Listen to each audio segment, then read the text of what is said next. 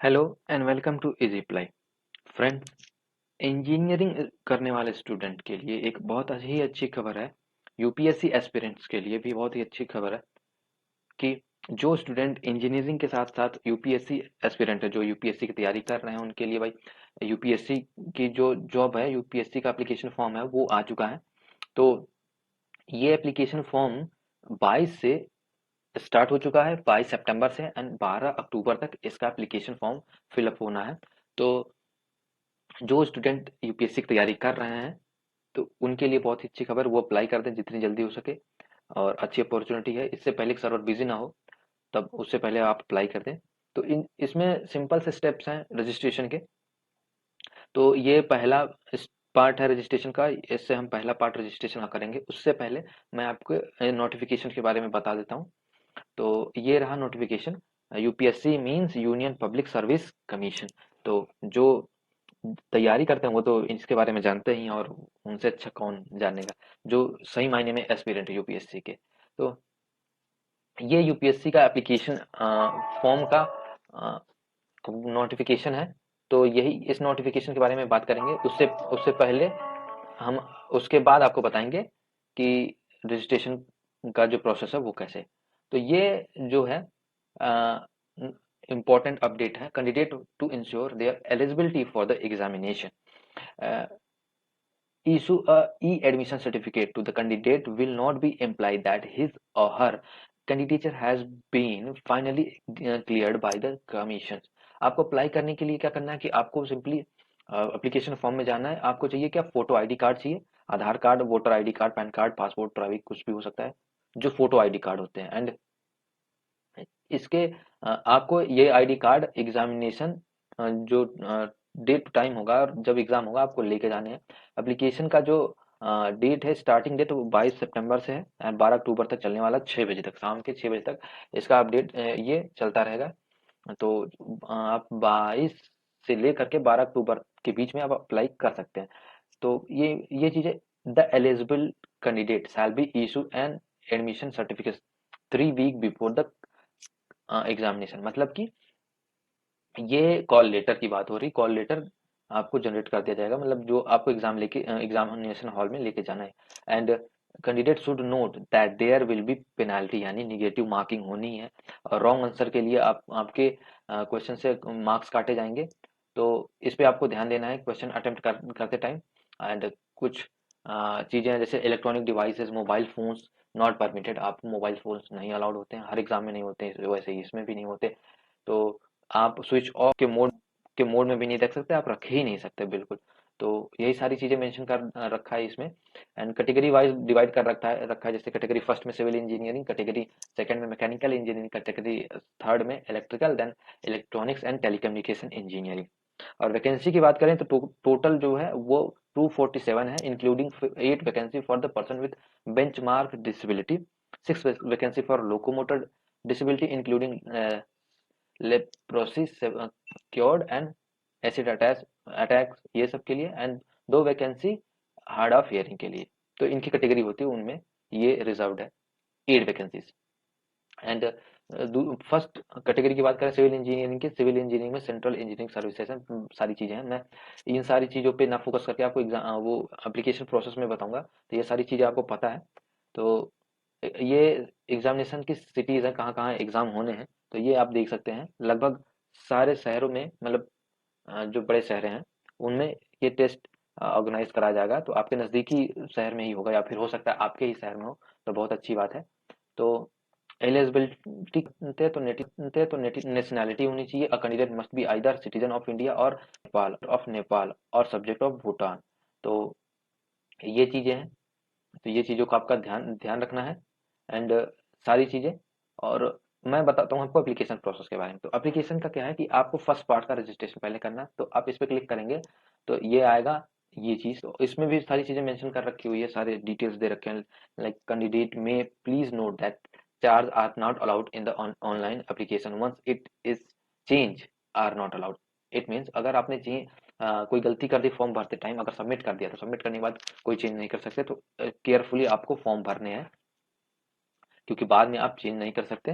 और जो अंतिम तिथि है यानी लास्ट डेट है जो 12 अक्टूबर को शाम 6 बजे तक जमा कर सकते हैं। नवीनतम पूरी तरह से प्रस्तुत आवेदन के लिए आपका पंजीकरण आईडी के प्रसंस्करण के लिए माना जाएगा और पहले प्रस्तुत किए गए सभी आवेदन रद्द हो जाएंगे। यह भी सलाह दी जाती है कि भविष्य के संदर्भ में के लिए ईमेल आईडी और मोबाइल नंबर को बराबर बरकरार रखा जाना चाहिए। यानी कि आप इस टाइम पे जो रजिस्ट्रेशन करेंगे वो इन फ्यूचर यही ईमेल आईडी और मोबाइल नंबर से आप आगे का काम भी कर सकते हैं यूपीएससी का जो होगा। तो online application is available in English and Hindi language. तो and filling the content two phases and दो पार्ट में डिवाइडेड है। पहले पार्ट में क्या करना है आपको बेसिक इन्फॉर्मेशन देनी है and submission of detail candidate will be prompt to check detail and make correction if any the मतलब आपको पहले आपको बेसिक इन्फॉर्मेशन देनी है बेसिक डिटेल देनी है सबमिशन ऑफ डिटेल एंड आपको एक प्रॉम्प्ट किया जाएगा आपको चेक करने के लिए कि आपकी इन्फॉर्मेशन दी गई है वो सही है या टाइपिंग मिस्टेक है तो आप उसको करेक्ट कर सकते हैं उस टाइम पे। एंड सेकेंड स्टेज पे क्या होगा सेकेंड स्टेज पे आप पेमेंट करेंगे एंड फोटोग्राफ अपलोड करेंगे सिग्नेचर अपलोड करेंगे आइडेंटिटी अपलोड करेंगे selection of examination centre upload करेंगे। आप अपने हिसाब से दो या तीन तीन एग्जामिनेशन सेंटर सेलेक्ट करना होता है तो उसको सेलेक्ट करने करेंगे जो आप देना चाहें जहाँ पे एंड ये ट्रीटेड एज वैलिड मतलब आपको ये दोनों का जो दोनों पार्ट का रजिस्ट्रेशन है वो आपको कंप्लीट करने हैं 12 अक्टूबर के पहले ही। Candidate press agree I agree button आप फॉर्म फिलअप करने के बाद आई एग्री बटन पे क्लिक करना ना भूलें। अगर क्लिक एग्री पे नहीं किए तो आपका फॉर्म सबमिट नहीं होगा तो मेक श्योर कि आप आई एग्री पे क्लिक ही करें सबमिट करने से पहले। When I agree button is press a page with registration number will be generated please note down registration number और take a print out for the page the application is incomplete without payment. अगर आपने payment नहीं किया है तभी आपका application incomplete माना जाएगा। आपको अपलोड करना है scan photograph signature photo ID and document selection of centre and agree to declaration. तो आपको सारी चीजें अपलोड भी करनी है। मैं बता दूं जो फोटो है वो जेपीजी फॉर्मेट में होना चाहिए एंड पहले अपलोड होना चाहिए the digital size of should not be exceed 3000 KB यानी कि 300 KB से ज्यादा नहीं होना चाहिए एंड मस्ट नॉट बी अगर और 20 KB से छोटा भी नहीं होना चाहिए। एंड पिक्सल की बात करें तो 350 pixel width and 350 pixel height minimum and 1000 pixel 1000 pixel width and 1000 pixel height maximum and bit depth की of image file should be 24 bit and scan photograph का आपको ये अपलोड करना है। ये सारी चीजें दी गई हैं and after uploading your photograph then upload scan signature. Photo upload करने के बाद आपको सिग्नेचर अपलोड करने हैं और सिग्नेचर का भी यही सीन है कि आपको 300 से 20 KB से 300 के बीच में करना है पिक्सल वही रहेंगे एंड आपको फोटो आइडेंटिटी पीडीएफ फाइल में अपलोड करनी है यानी पीडीएफ फॉर्मेट होनी चाहिए फाइल की जेपीजी नहीं एक्सेप्ट किया जाएगा। तो मेक श्योर आप पीडीएफ फाइल ही अपलोड करें डॉक्यूमेंट फोटो आइडेंटिटी की। देन आपको ये सारी चीजें अपलोड करने के बाद आप पेमेंट कर सकते हैं online through credit card debit card net banking facility with any bank और बाई कैश चालान इन एसबीआई बैंक। आपको अगर ऑनलाइन पेमेंट करना चाहें ऑनलाइन कर सकते हैं अगर कैश पेमेंट करना चाहें तो आपको एसबीआई बैंक से ही चालान सबमिट कर सकते हैं। सो ये है सारी चीजें and those who are exempt of payment fee can skip 14 and 16 up and successful completion of your application an auto generated email will be send to. अगर आपने सबमिट कर दिया तो एक ऑटो जनरेटेड ईमेल आपके ईमेल आईडी पे भेजी जाएगी। Email is not receive by you check please check ensure that submission part 2 यानी कि अगर आप सबमिट करने के बाद ईमेल नहीं आता तो आप अपने चेक करें कि आपका फॉर्म सबमिट हुआ है कि नहीं हुआ। And candidate with less than 40% disability will not be considered of any relaxation. तो ये सारी चीजें आपको पहले बता दी जाएंगी। ये यही है पार्ट 1 के रजिस्ट्रेशन के पहले ये फॉर्म खुल के आएगा ये चीजें खुल के आएंगी। आपको कहना क्या है कि हाँ ठीक है मैंने पढ़ लिया है और हमको इस पे काम करना है यानी कि हम अब आगे अप्लाई कर सकते हैं। हम एग्री करते हैं कि ये चीजें हम फॉलो करेंगे तो आप अप्लाई कर सकते हैं इसके लिए और रजिस्ट्रेशन कर सकते हैं। तो बहुत ही केयरफुली आप इसका रजिस्ट्रेशन करें। रजिस्ट्रेशन के बाद पहला पार्ट के बाद ही दूसरा पार्ट रजिस्टर कर सकते हैं तो पहले पार्ट को ही आप करेक्ट कर सकते हैं। अगर पहला पार्ट सबमिट कर लिया और फिर कोई गलती कर दी तो बाद में आप उसको करेक्ट नहीं कर सकते हैं। तो फॉर्म सबमिट करने से पहले आप उसको करेक्ट जरूर कर लें तो तभी आपका फॉर्म वैलिड माना जाएगा।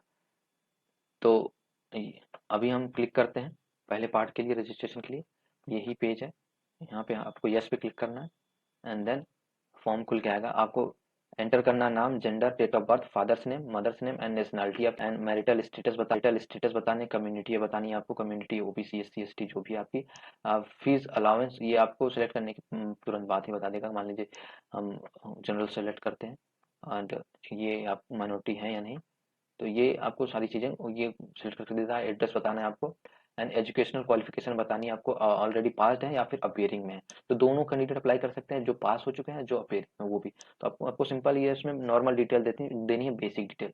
इसको बेसिक डिटेल देने के बाद आपको कंटिन्यू करना है, तो कंफर्मेशन पेज आएगा एंड देन आपको पेमेंट करना है, देन फोटो साइन अपलोड करनी है, देन सेंटर सिलेक्शन करना है, फिर डिक्लेरेशन करना है, एग्री करना है, ये फाइनल सबमिट हो जाएगा।